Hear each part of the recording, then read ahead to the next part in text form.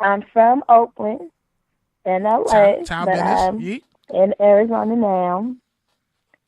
Um, I was trying to do a three-way Kenneth because I had Dad on the line and he was gonna try to get on too, but every time when I try, I keep hanging up. That's cool. So Just tell him to call after you. It's all good. yeah, but I just want to call and say I love you and I'm proud of you and give you my support.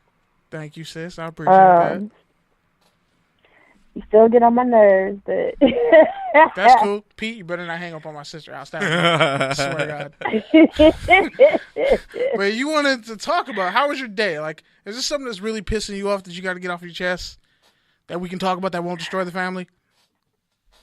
Oh yeah, absolutely. The main one is just this crazy wannabe thug generation. And to explain, because I told my brother earlier, where I work in a grocery store. And these little kids these days ain't got no damn sense. I'm just gonna put it out there. And what happened was that there's a 16-year-old kid. Okay, he was bagging on the lane, and I was helping someone else bag. And this older lady who was like the grandmother of the store, she had made a little joke. And I'm not saying names because this is work, so Yeah, I'm yeah. trying to Don't say names, not get but in trouble here. you can say what state Exactly. you're in. Yeah. Right. But anyway, she made a little joke and she was like, "Oh, I don't know why he don't wanna talk to me." And all I said was, "Who cares?" And I started laughing because I knew she was joking. It was a personal conversation. So this little boy, and keep in mind, I'm 29. This little boy is 16 or 17, scrawny looking kid. You So, could tell he's not about that life. I'm just putting it out there. damn. So, first of all, he ain't standing up straight. He not looking me dead in my eye. He won't even acknowledge that he's talking to me. But he says it under his breath. Oh, I see y'all talking to me. So the first thing I said was, little boy, I'm not talking to you. I'm talking to Rose. Knowing your business. And this little dude want to pretend and get all hard, right? And he was like, you know what? You better watch what you're saying. You better watch what you're saying because I'm going to have my Ooh. sister come to the store and kick your ass. Shut up, Pete. Oh, am I allowed to say that on the radio? Yeah, you Yeah, are. go ahead. You're good. So, Okay. a 16-year-old kid threatened to have you beaten up. What is that? So, a 16-year-old kid threatened to have you beaten up. Right, sisters? Yeah, for the most part. It was hilarious. I started laughing because number one, it's like being mad at an infant. I'm too grown for that. And number two, baby, I already know you mad about this, right? And number three, ain't nothing worth me going to jail for or losing my job over. So I blew it off. But because it is work, he did had to face the consequences of that. And, His he ass got did end up fired? quitting. Oh, okay. Huh? Yeah, man. Get that So, clown like, out of there. he did have a, It's International a Women's little Day. talk. What'd you say? It's International Women's Day. Respect. Well, he did have a talking to when he decided to quit. And it's like, I'm not going to lie to y'all. For 3 days straight, I was laughing my behind off because it was so funny. And I found out that he was mad at me over previous situation because unfortunately this young man did not like to do his job. And so he got mad at me because he felt that I was doing his job. But I'm like, look, I'm the type of person that I don't care if it's my job or not. If it needs to get done, it's going to get done, especially when it's something that's involving me. So bottom line is, to wrap things up, I love you, sis. Don't- But to put this in perspective, his punk ass was running his mouth, and he pretty much got forced to quit, and he threatened to have you beaten up by his big sister that's bigger than the little sister. Is that something? The little sister's bigger than the big sister. Something around those terms? And then he... Yeah, pretty much, but it just like the main thing was just like on a serious note how lost these kids are. because, you know, for, you know, like it was funny, but then I stopped laughing. And my heart really went out to this young man because we have to realize we don't know how he was raised, where he came from, you know, what traits are deemed as true. Facts. And especially as a black man, you know, it's really sad that at such a young age, he already thinks that this behavior is acceptable. And, you know, and with us being where we're from, Kenneth, it's like we know the outcome of that. It either leads to jail or death. Like, ain't nothing cool or funny about that. True. And so I was wondering, you know, what's your opinion, you know, about this new generation, and if any, what words of wisdom can you give them? Because unfortunately, in my situation, I know I can't reach out to this young man, you know, like I want to. That might be a charge. But right, but, you know, it's like if I could, and if I could talk to this new generation, period, you know, I'm just like, look, nothing is worth your life. Nothing is worth you going to jail over. And I don't care how big and bad you think you are. There's always someone 10 times bigger and badder than you. Damn. Don't sit up here and get this front and think that if you talk big or, you know, try to be a little gangster, which you know you're not, that's going to get you respect. Nah, bruh. Respect is you coming in and doing what you're supposed to do. Looking somebody in that eye when you're talking to them. Standing up straight. Handling situations where you think first before you act. That's how you get respect. I mean, I think that's pretty much the advice, right? Yeah, I mean, that's the unnecessary what else do we need to add to that? That's perfect. That's facts. Like, Thank you, sis. especially on International Women's Day, we don't need to speak for you. You just gave the advice for everyone out there. Yeah. Shout out to the big sis OG. I appreciate that, gentlemen. That's very kind of y'all. But I know y'all got something to say at that. Next time though, just make him push some extra carts, or you know, I don't know, make him stack some extra produce or move some pallets around. Do whatever you legally can to make his day a little bit more uneasy. Make him restock all the milk in the back. Clean the toilets and shit. Whatever you gotta do, just make him a little uncomfortable, make him sweat a little bit, and he'll thank you at the end. Definitely, sis. Thanks for calling in. We appreciate you. Stay safe in Arizona because it's crazy and the shooters and it's racist out there.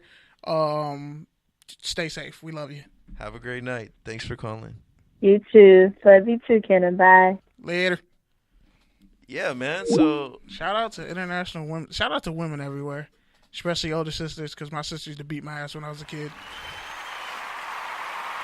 She kept me out of plenty of fights. I'm going to let the whole applause play out because, you know, we have to. Yeah.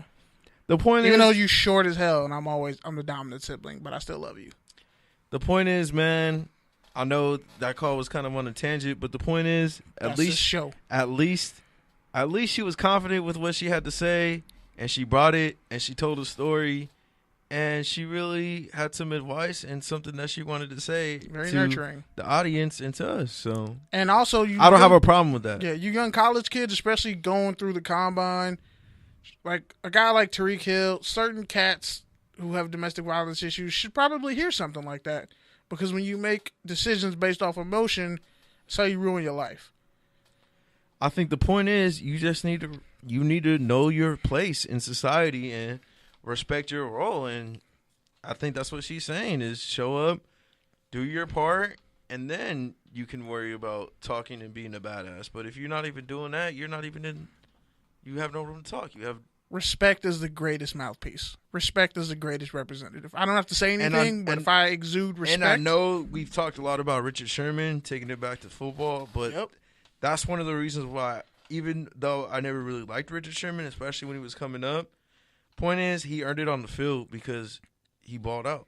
Yeah, and you can't say, oh, he's a dumb jock, because he went to Compton, Dominguez High School, and on top of that, was like the smartest kid in all his classes, and put in that work, and went to Stanford, got essentially an Ivy League education.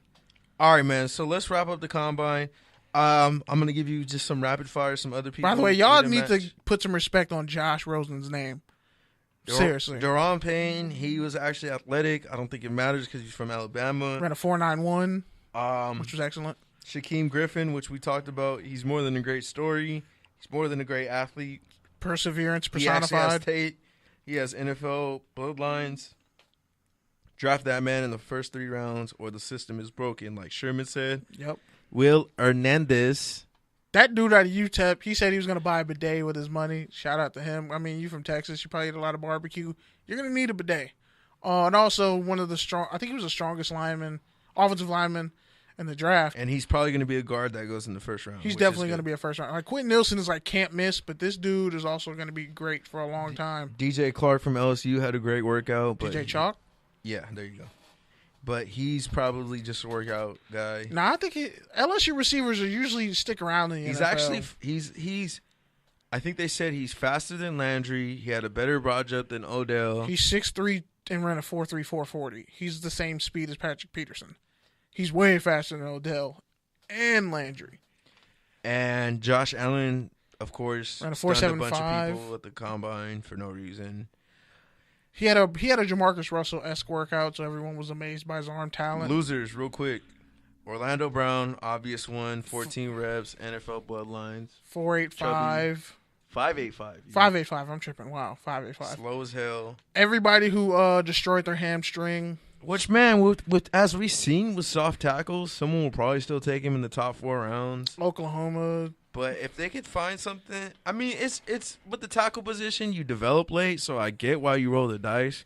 Where at the same time, but not when you run a 5.85. We've heard this story too many times. Your boy Ronald Jones. Bro, Ronald Jones is a legit 4.4 guy. Bro. He pulled his hamstring mid-run. All right, well, hopefully it's better by the pro day. Several guys did. By the way, the pro day is March 23rd. We talked about earlier. Shout out to Kentavious Street. Everyone was hyping him up. He said he was going to run a 4.5. Yeah. He didn't do anything. He ran a 4.9.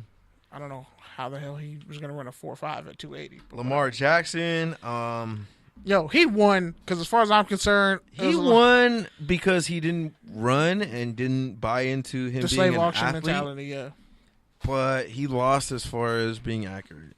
But I mean, it's a handful. Like the thing is, that's why Sam Darnold didn't want to throw because he don't know these cats, and you want to. It's easy to be inaccurate around cats who you don't know. And if it works out, it's good. And if it doesn't work out, they shit on you. At least he went out there to compete, but then you're going to sit up here and disrespect the man because guess what? Josh Allen did run a 4.75. Why didn't he have to go try out for tight ends? Because he's athletic.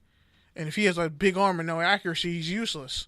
All right. But anyway. So he's going to run a 4.3 at his pro day. Lamar Jackson. So since we're running low on time. Got 15 minutes, bro.